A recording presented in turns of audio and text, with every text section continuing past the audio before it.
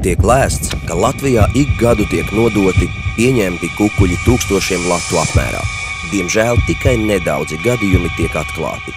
Ierēģi, valsts amatpersonas pieņem indivīdiem izdevīgus lēmumus, saņemot kukuļus.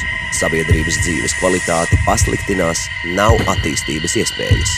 Noziedzība, netaisnība, varas iestāžu kalpošana atsevišķiem indivīdiem. Par samaksu tiek pieņemti labvēlīgi tiesas spriedumi, vainīgie atbrīvoti, staigā uz brīvām kājām. Bet ir iespējams savādāk. Ja vadošus amatus ieņemoši ierēģi neņem kukuļus, tad viss nostājas īstajās vietās un labklājība var ienākt katrā miestā.